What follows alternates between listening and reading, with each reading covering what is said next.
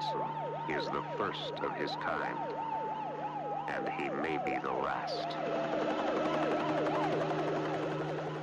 Hello and welcome to Lost in Sci-Fi and Fantasy. I'm your host Leo, and today we are talking about The Terminal Man, both the book and the film adaptation. I have a slight history with this book, as I read it while I was working on my degree, and and at the time, it was interesting because I am a big fan of Michael Crichton's novels, and this was one of his earliest ones, at least as far as I could tell at the time. It turns out that there are some that are earlier that he used to pay for med school, but this one is kind of one of the earlier ones that he actually put his name on. And subsequently, 2 years later, it was adapted into a film of the same name called Terminal Man, or The Terminal Man, starring George Segal. And, yeah, I overall enjoyed both the book and the film, just to kind of get that out of the way. And I was actually very pleasantly surprised. This being my second time reading this book, it was a lot more of a brisk read than I remember it being. I remember reading it over the course of about a month or so, the first time I read it, and this time I read it in about a week and a half. I did get sick during that time, and it was a bit of a rough ride. Had trouble actually sitting down and reading because I was not very well. So, let's get into it, starting with the book, and then around halfway point we'll switch over to the film. The book has a back description that states this. Well, it has a little tagline that says, "A fascinating, splendidly documented thriller." And the back summary is, Harry Benson suffers from violent seizures, so violent that he requires a police guard when entering a Los Angeles hospital for treatment. Dr. Roger McPherson, head of prestigious neuropsychiatric research unit, head of the prestigious neuropsychiatric unit, is convinced he can cure Benson through a procedure known as a Stage 3. During this highly specialized surgery, electrodes placed deep in Benson's brain send monitored soothing pulses to its pleasure canyons. The operation is a success, until Benson discovers how to get the pulses with increasing frequency. Then he escapes from the hospital and lapses into murderous rampages, becoming a homicidal maniac with a deadly agenda.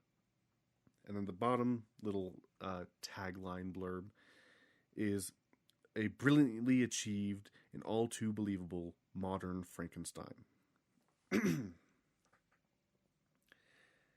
I think that overall summarizes it pretty well. It's fairly honest, fairly concise, and shows you just kind of how the book is. The book is a bit of a procedural drama in a way, mixed with a hospital drama, which makes sense when you take into factor in the fact that Michael Crichton created the series ER, which is a hospital drama, and he writes hospital drama really well. This is probably one of the only books that actually made me go, ugh. Actually have a bit of a visceral reaction to what was going on, because the descriptions of the gore in this are quite vivid. You are taken through the brain surgery. You're taken and shown some of the horrible things that Harry Benson has done while on his rampage. Now, some of the description of the back isn't 100% accurate, but it's close enough. It gets the point across. Basically, what ends up happening is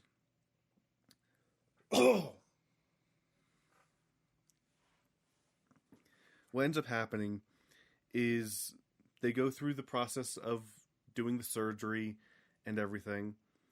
And once they perform it and get him linked up to the electrodes, he does start getting the pulses with more frequency. He just doesn't have any control over it. It's just his brain is going through what they call a learning cycle, where it's going into a positive feedback loop, constantly giving him more and more doses because his brain's going, ooh, that feels good. And it just keeps going further and further, which then ends up lapsing him into a much more violent seizure, pretty much meaning that it does the complete opposite of what it's supposed to do. And they don't fully explain why this happens, though you can kind of get a sense of why it happens if you kind of look a little bit deeper into what happens throughout the book. One of the main reasons that it happens is that they planned on immediately after the surgery having him be sedated until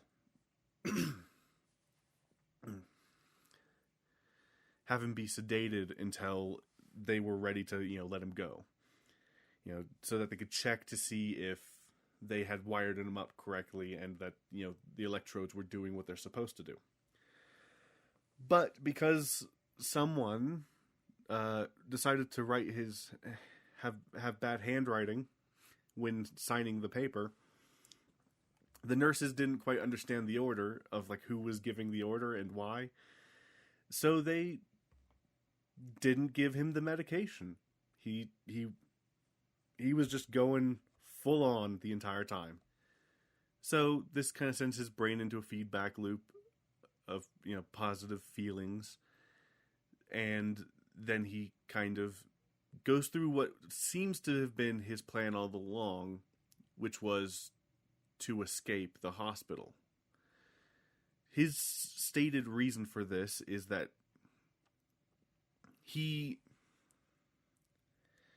so actually, real quick, some background. Harry Benson is a brilliant, or he's supposed to be a brilliant computer technician. This is in the 70s, so computers are relatively simple compared to the complexity of the computer itself, but also a lot harder to operate. So it's kind of a back and forth. He, at one point, after a car crash, starts having these violent episodes, and he also starts to develop the belief that machines are going to take over the world. He imagines a Terminator situation, and he is deathly afraid of this situation. And one event that particularly set him off, we find out, was the university hospital getting a almost supercomputer-esque thing. Basically, it's a computer that hits what the computer people were calling a watershed moment. The watershed moment being when computers have the same or more memory capacity than humans. And that freaked Benson out. So he accepts this surgery, partially because he kind of has to, because he's been arrested, because he's attempted to murder multiple people. And so he is signed into the hospital, and they start going through the pre-procedure. Everything is going okay. You go through the gruesome details of the surgery, which is actually kind of my favorite part of the book. And yeah, then he kind of snaps and starts running away. And I suspect that the reason behind this is he fully intended to go into the hospital specifically to kind of sabotage the computer, which he does kind of in the end of the book. So he has these things brought in prior to his surgery, after he's checked in, by his, I guess, girlfriend, Angela Black. And she brings him tools, a wig, specifically a black wig, and just some odds and ends here and there. And when he escapes, he of course takes the black wig and whatnot and vamooses. The hospital kind of goes and freaks out. And Dr. Janet Ross, who was against the procedure in the first place, and it is kind of for the most part of the book, for most of the book, our kind of main character. She's the one that you follow throughout most of it. Though you do hop over to the surgeons and whatnot every once in a while. But for the most part, you follow Dr. Ross. She was against the procedure from the beginning. And has argued that because of his state of mind against technology, that this procedure could make it worse. Because they know already that while it might stop the seizures, it will not stop him believing that technology is going to take over someday. So he's a very, not great candidate for this surgery. And so her and the two surgeons kind of break off and check out his regular haunts. She goes to his house. One surgeon goes to a strip club he frequents, and the second surgeon goes to his place of business, his work. And that's kind of where they find out his hatred for specifically the university's computer. That's where they find out that he has like this weird love-hate relationship with strippers. It's a very weird thing. Because he likes them, but at the same time, he hates them because he sees them as machines. And it's a very odd thing. And the reason that they're kind of rushing out to try to find him is that they've determined that he's going to have a lapse over. He's going to go over the tipping point of receiving constant stimulation, and he is going to snap.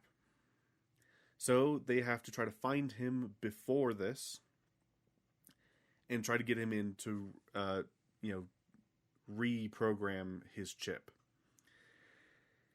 They don't make it in time. After they check literally just those three places, they convene back at the hospital and just wait for it to take over, hoping beyond hope that nothing bad happens. But they get a call about 20-30 minutes after the tipping point that there has been a murder, and that they had found his like little radiation tag there, and that they need to help the police figure this out. From there, it's just kind of a bit slow. It stays fairly consistent, but here it slows down a bit, but keeps the tension lightly there, because she goes to see the murder. She goes to the murder scene. He killed Angela Black, and then stabbed her and fled. She talks to the detective there, who is then going to meet her at her house, and then they would both go over to the hospital, because he needs more information about Benson, his atomic pacemaker and whatnot. And so she goes home, showers, changes. But when she hears someone knock on the door, she tells him to come in, and tries to direct him to like get coffee and whatnot, only to find out that it's Harry. Harry came to her house, and they have a chat, like a weirdly calm chat. Then he lapses into a seizure and attacks her, and he chokes her out, and the only way she's able to stop him is by turning on the microwave, which interferes with the electronics of his pacemaker, and he flees. She passes out, wakes up to the cop, helping her out. And then they go to the hospital.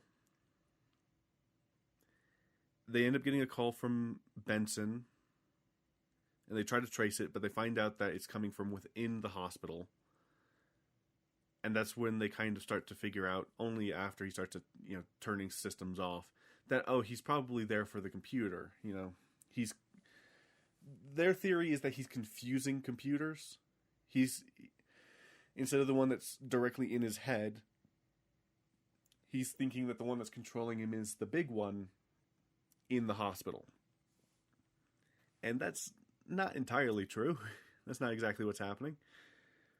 But that's what they believe he believes. And they are half right, at least. Like I said, I'm pretty sure that he's there to specifically attack the computer because it's something that he just purely hates. And that's kind of what he ends up attacking when he goes into one of these seizures.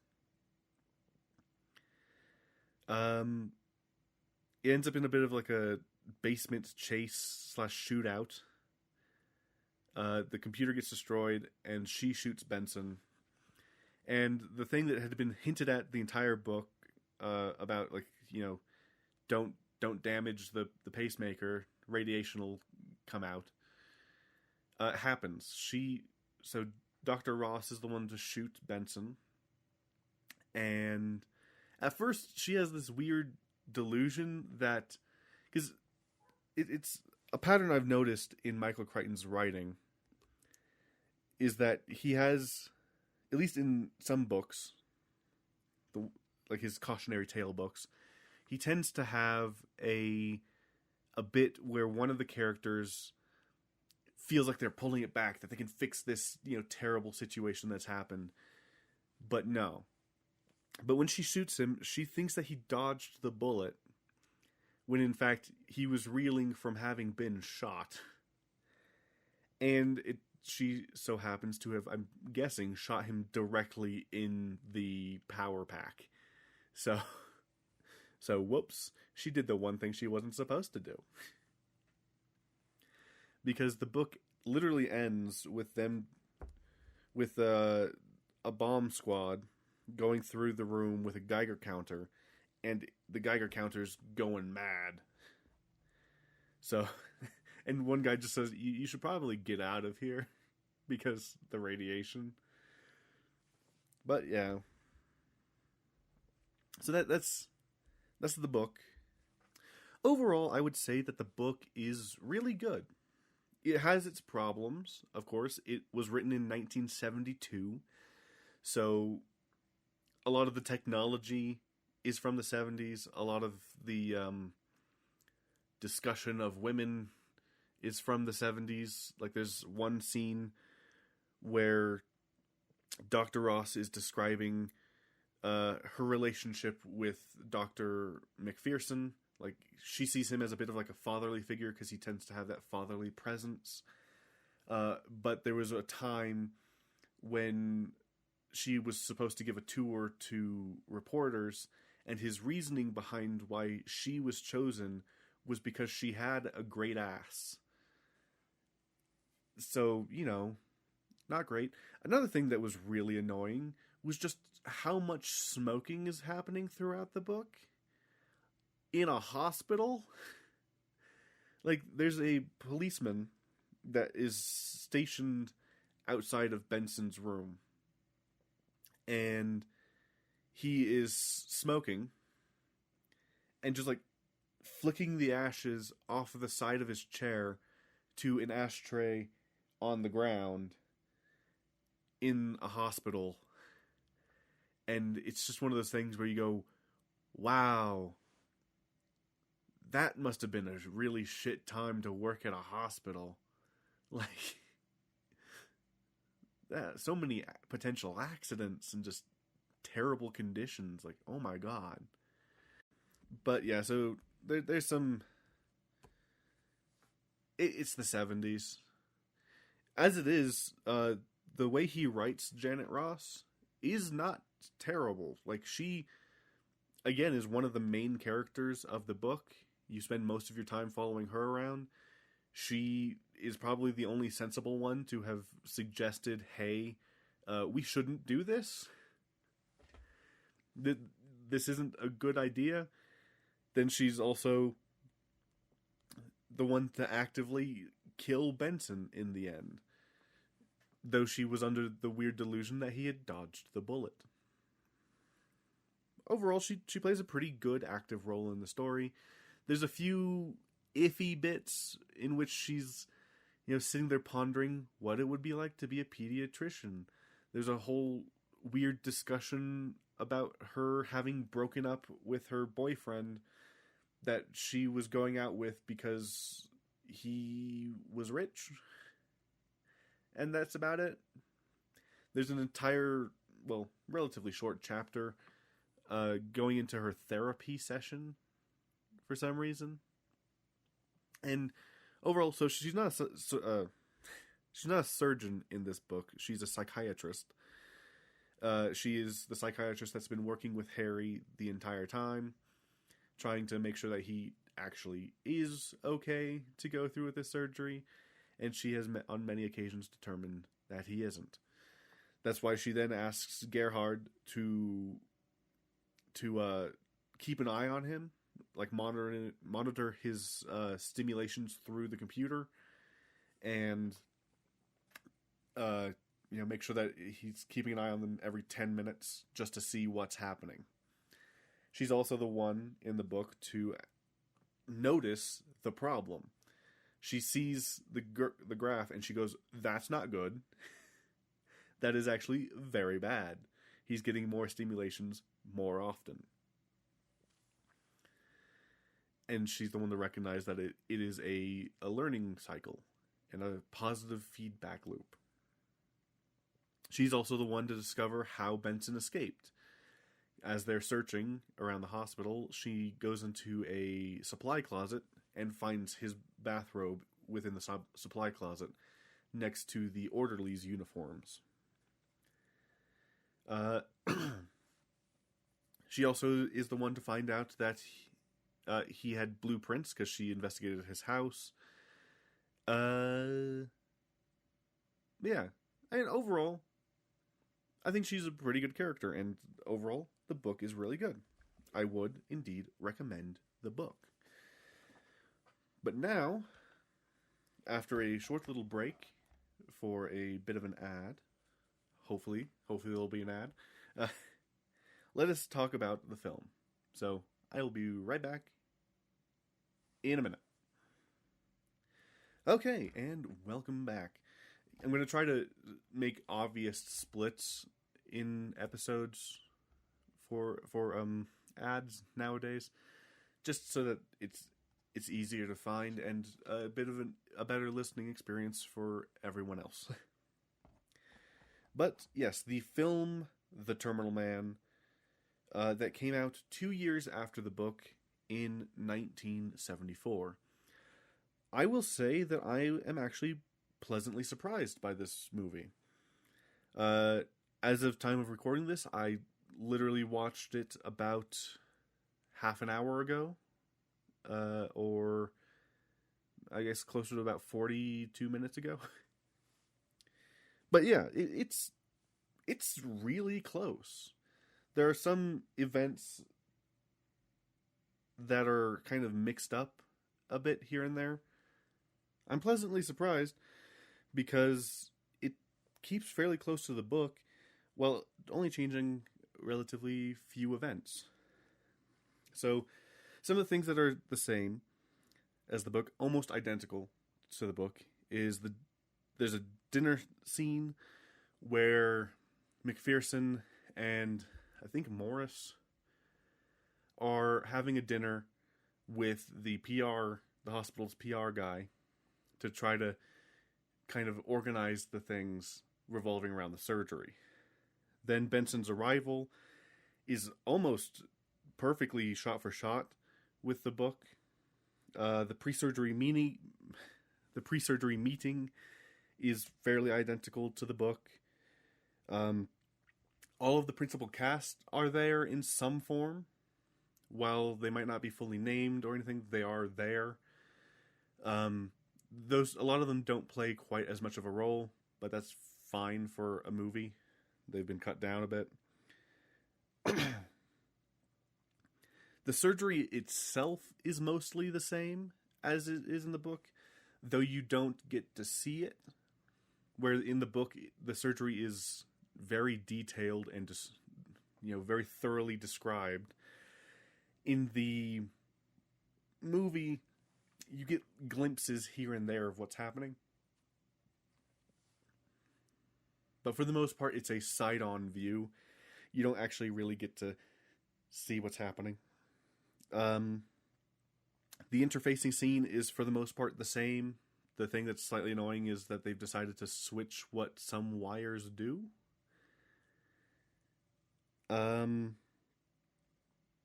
then the hunt for Benson, where they go to his favorite strip club, his house, and his job, is the same, but it's on a shorter time frame. In the book, they discover his escape around 11:30, 12 o'clock, midnight, and his first tip-over point, and the only tip-over point that they're able to track in the book, is set to happen at 6:04 in the morning. Which makes a little bit more sense than the way that they did it in the movie. Where he's set to tip over at 3:02. And when he tips over, he does the attack as it's described in the book. But she's putting on her makeup at 3 o'clock in the morning for seemingly no reason. Whereas in the book, it makes sense because she's getting up for the morning to put on her makeup. So it makes a lot more sense, but anyway. And then Harry's house call to Dr. Ross's house is relatively the same in the movie as it is in the book, except that when he attacks her, he seems to be going in for a hug instead, where in the movie it is a full-on attack. Sorry. In the book, it's a full-on attack, where in the movie, he's going in for a weird hug, and she stabs him, and then she runs off to the bathroom and hides until he leaves. And in the book, he's choking her out in the kitchen, and she has to turn on the microwave to get him to leave. But again, for the most part, relatively the same. Some things that are new and a bit weird. Benson now has a family. When he started having the seizures, he beat his wife, and then she divorced him and took the kids with her. That is not in the book. He also seems to have more of an enhanced phobia of technology. This change makes sense, but it's also a little bit odd because it's taking it to a bit of an nth degree. Because in the book, Harry Benson is afraid of technology and where it's going to go and where it slightly has gone so far, but not quite to the extent he is in the movie. In the movie, he gets into his hospital room, and he says that this bed's going to have to go because it's an electric bed, one of the ones that you can automatically adjust. And the TV's got to go because he doesn't want the TV there. And that's not quite the level that Harry is in the book. In the book, he seems to be only at that level in his own home, where the outside of his house is very normal and plain looking, but the inside is supposedly lavishly decorated, like, according to the description, Louis the 14th's house. It's very weird. But no technology in his house. But throughout the book, when he's like waiting for the surgery and post-surgery, he watches TV happily.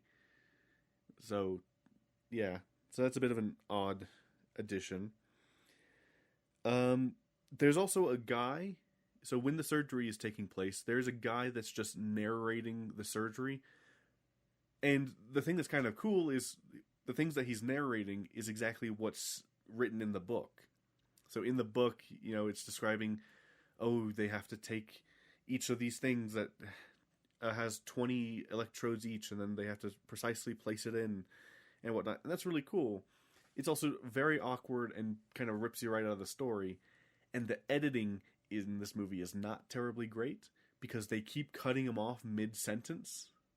Like, he'll be describing what's happening to the people around him, and then, like, halfway through his description, it'll just cut back to the surgery. It's very odd. Another thing about the surgery that's a bit weird is they're very, very much more talkative during the surgery. There's a lot of weird banter during the surgery, and the surgeons make a snide comment about psychology. And it cuts to Janet, and it's kind of there for a couple of seconds, and then she flips them off. So that's also a bit of a knock against the editing there. It is a funny scene because, he's like, oh, this is much more interesting than psychology. And then the other surgeon says, I guess so. And then she flips them off.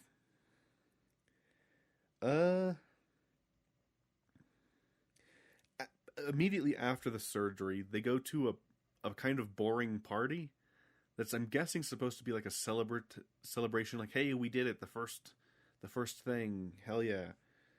But it just doesn't work quite as well as it improves some of what was happening, but for the most part, everyone just kind of went about their business. The whole point of a lot of what happened post the surgery is the fact that everyone had to then just go about their business.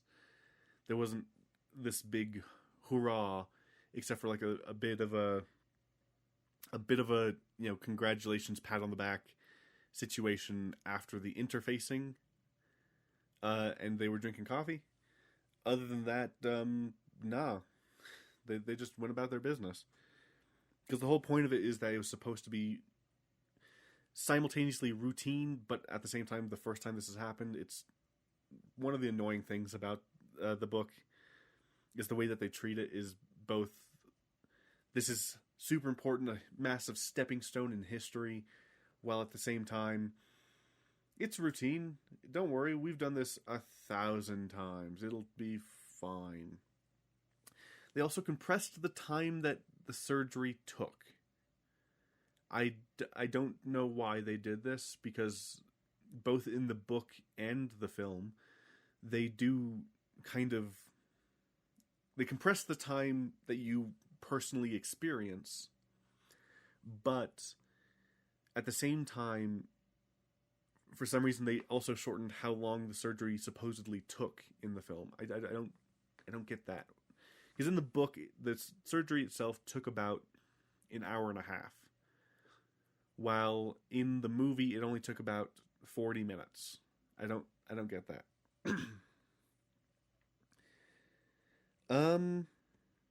Throughout a lot of the film, we do now follow Benson as he does these things. So it's not a situation in which they come across it eventually. We follow Benson as he murders Angela Black, as he goes and kills a pastor, which is not in the book. As he stumbles around a graveyard and interrupts the funeral of a little boy. That was a really dark addition that I don't fully understand why it's there. That's probably my biggest complaint about the film, is that they completely changed the ending. So after his visit to Janet's house and his subsequent stabbing and escape from her house, he goes just stumbling through a cemetery, comes up to a grave in the ground, and then just hops in. He hops in. When the funeral procession gets to him, they call the cops and whatnot, and then he just gets shot in the grave, and then the movie ends. There's no explanation of like what happened or anything, why, anything. It just, that's just how it ends. I mean, it's fine, but it just ends that way. Some things that were relatively the same, but also tweaked slightly. So Dr. Ross being against the procedure is a constant in the book, but she tends to keep it relatively to herself. She only voices her objections to like one other person, and she only, her only way of expressing her displeasure with the surgery is through minor passive aggressiveness and trying to get the surgery thrown out by doing this psychology test to prove that Benson isn't fit for the surgery. That's it. That's all she really does in the book. She does have a moment in the book when everything's going to shit where she says, "I've avoided saying, 'I told you so,' because I don't need to say it. Everyone knows that I was right." And that kind of thing. Whereas in the movie, literally before he goes, Benson is put in front of the board, the meeting, the pre-surgery meeting to ask him questions. She literally just straight up tells Benson to his face, "I don't think you should do this. I am against this surgery." Which is fine. It makes it short, sweet, and to the point. The wig is like a blondish brown now instead of black, which is a bit odd. Mostly just because the point of it in the point of difference, I guess, in the book was that his hair color changed drastically. Like they go to, where do they go? They go somewhere.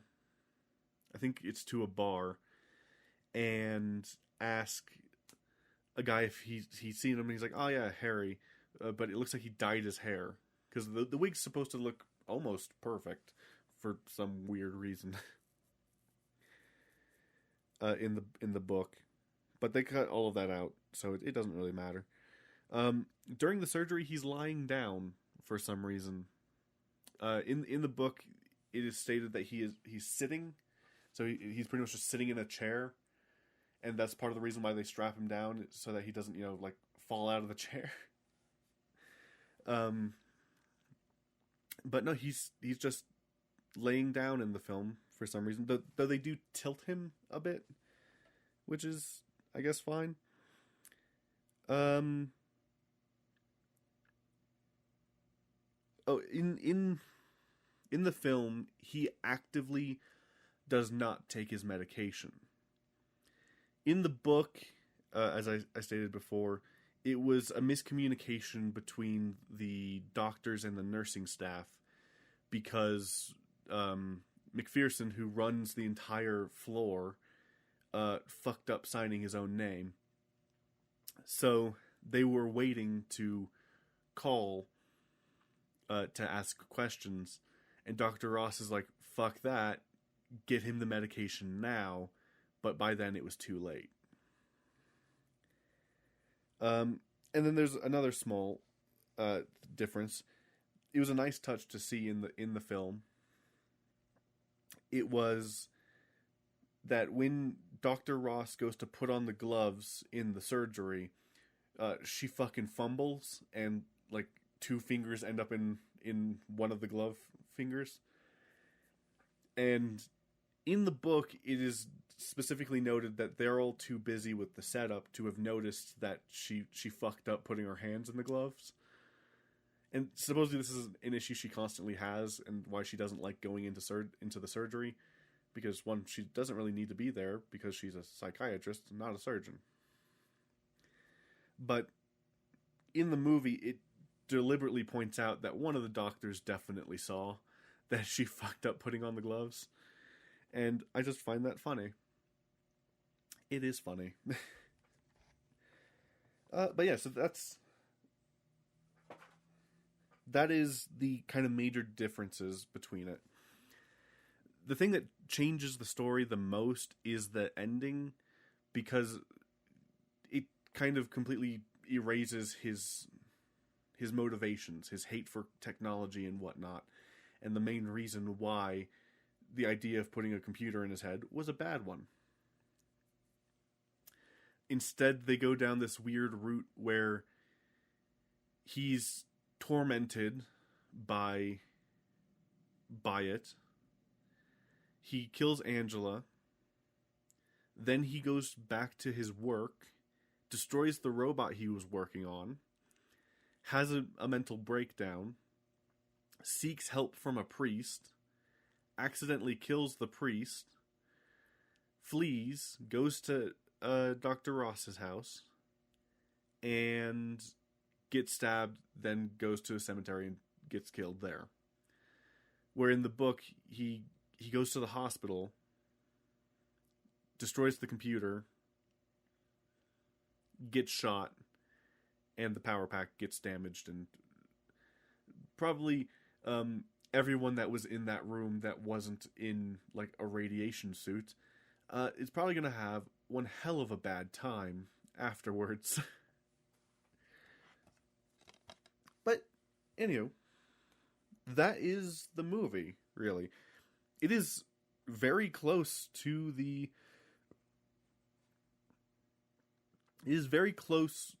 book, with some kind of glaring changes that for the most part don't hurt the story too much, except for the ending.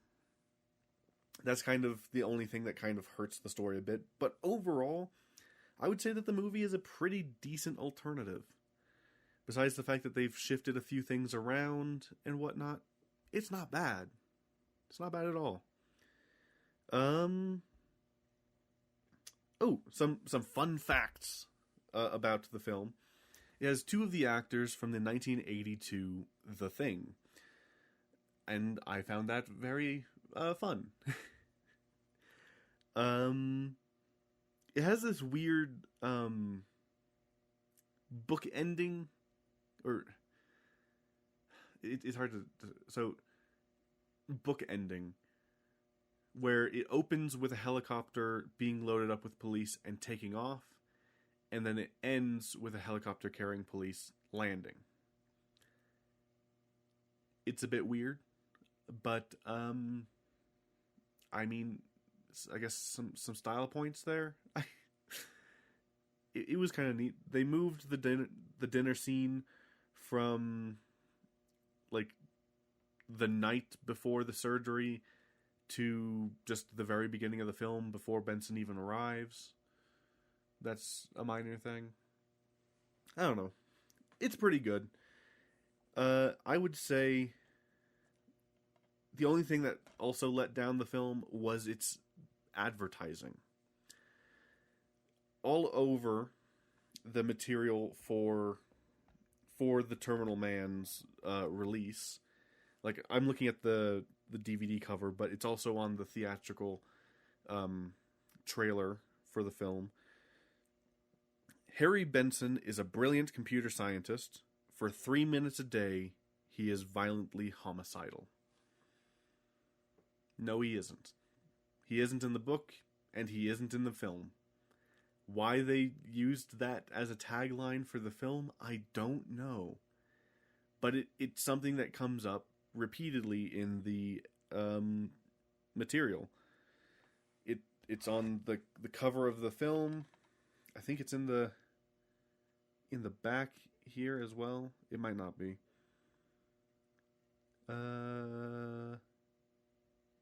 No.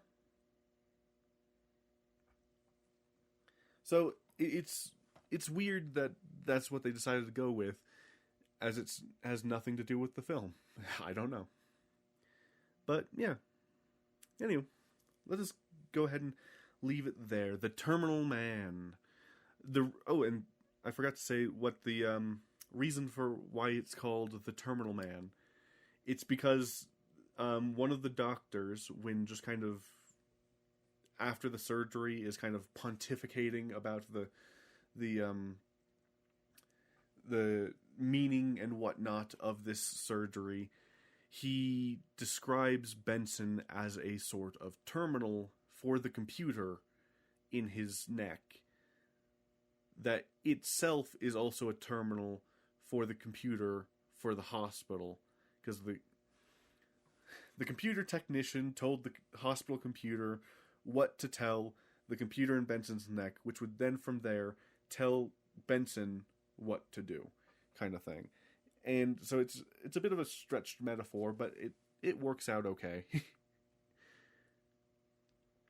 But yeah, and overall, I think both things are good. They might seem a little bit slow for some people, but for the most part, I find it interesting because you're getting a look in at like a slice of hospital life, you know? Because for the most part, it's supposed to be a very routine procedure for them. It's supposed to be, you know, it's a big stepping stone for them, but for the most part, it's supposed to be very mundane for them as well. I would highly recommend, if anything, because the book, again, can be a little bit rough to get into. Between the two, I would say go for the book, but maybe go for the audiobook for some people, because I think you might get more interest out of it hearing it as like a little radio play in your mind. If that doesn't work out for you, then the movie is an absolutely sufficient substitution. But yeah, overall, I would absolutely highly recommend both the book and the film for you to check out. And the reason I paired them both together is I was worried that I wouldn't have enough to say about one of these on their own. So I paired them together because I also figured that the film was going to be relatively close to the book, and I was correct there. I'm quite happy with that. Anywho, thank you guys so much for listening. Next week will be Avatar: The Last Airbender, Book 1, Water. Goodbye.